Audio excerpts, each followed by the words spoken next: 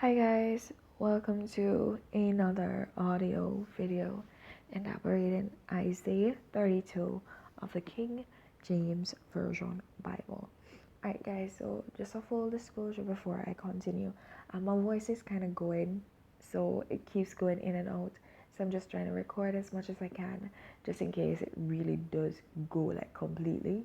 So it won't happen like the last time where there wasn't any recordings for basically a day. Alright, so please bear with me. Alright, so we're reading Isaiah 32, and it reads, Behold, a king shall reign in righteousness, and princes shall rule in judgment. And a man shall be as an hiding place from the wind, and a covert from the tempest, as rivers of water in a dry place, as the shadow of a great rock in a weary land. And the eyes of them that see shall not be dim, and the ears of them that hear shall hearken. The heart also of the rash shall understand knowledge, and the tongue of the stammerers shall be ready to speak plainly.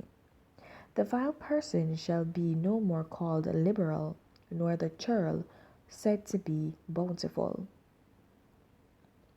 For the vile person will speak villainy, and his heart will work iniquity, to practice hypocrisy, and to utter error against the Lord, to make empty the soul of the hungry, and he will cause the drink of the thirsty to fail.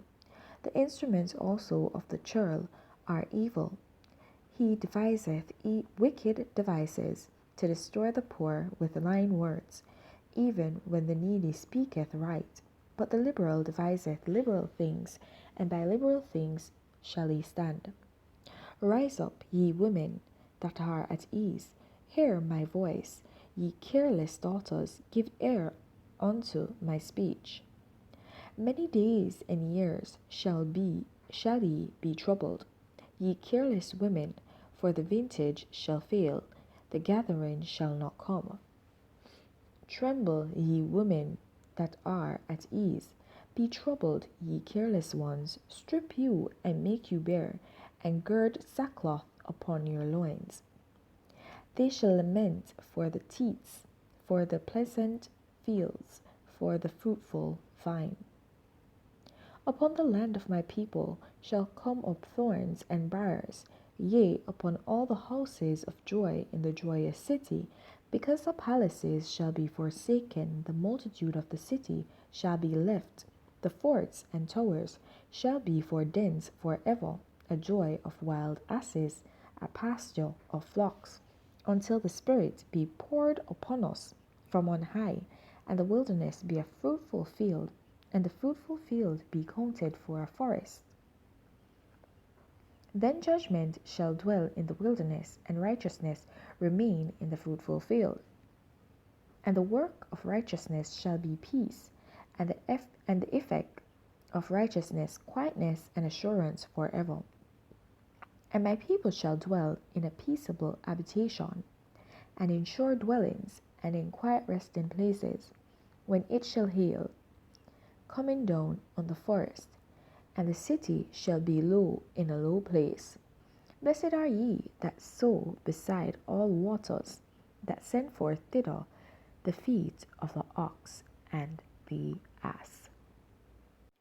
Okay, guys, so in this chapter, we see where it speaks of a time where princes will actually rule in righteousness, and this basically speaks of a time that righteousness will actually overcome all else. And we see also in this chapter where it speaks of the daughters, woe unto them, right?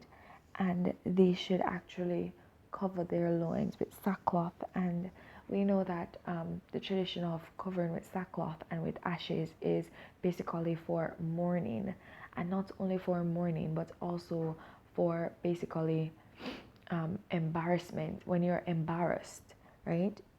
So those are the things associated with you wearing a sackcloth: embarrassment and actually mourning.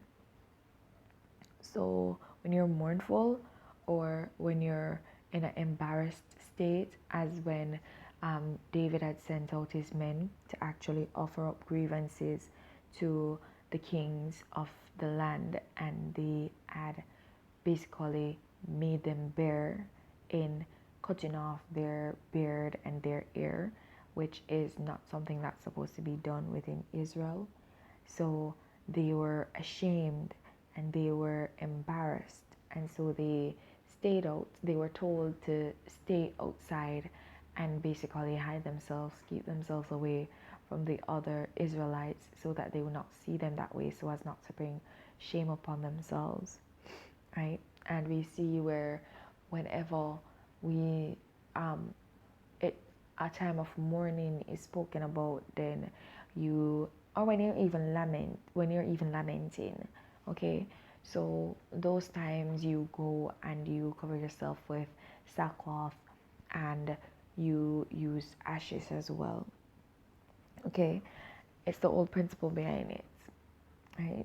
So it's saying that they're at ease, and basically what it is saying is that they're not doing their work as women, because as women we play, women, let's not say as women, women play a role of nurturing, of guiding. So that's what they're there for, right? That's their initial duty, to teach and to guide their children. And so when you see kids acting in a way that is not within the will of God, and which does not actually align with God's words, or even with social norms, then we would think to say, okay, the mother did not teach them well. The mother did not train them in the right way. And so the burden is placed on the mother there to actually ensure that her children are basically trained in the right way according to social norms and also biblical scriptures as well, biblical guidance as well, right? And we see here that basically it's saying that, look, righteousness bears peace, quietness, and assurance. Peace meaning that you will be peaceful in everything that you do. You'll be a problem solver. You'll be a resolver of issues and not someone who escalates them. Okay? And quietness, it kind of coincides with peaceful, where you're basically calm in speech, right? And there's no war going on about, because that's a part of quietness as well as peace. So those things can be taken into effect there. There won't be, if you realize that basically when we speak of unrighteous people, we speak about people who actually go about and spreading lies, soothsayers, you know, all those people that like to instigate warfare or anything like that. They're not quiet, they're disquieted.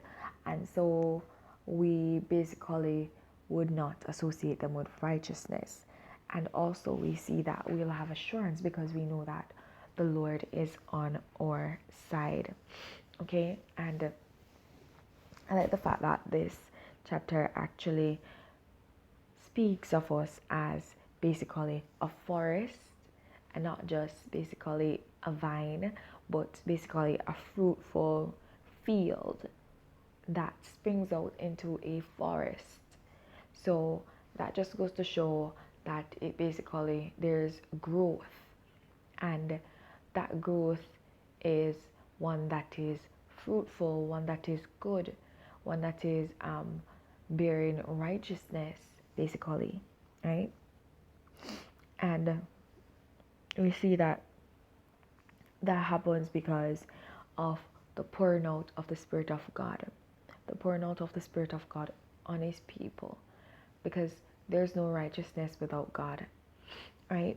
So we all need Him, and we all need His Spirit, the Holy Spirit, to guide and direct us. We all need to be filled with the Holy Spirit, right?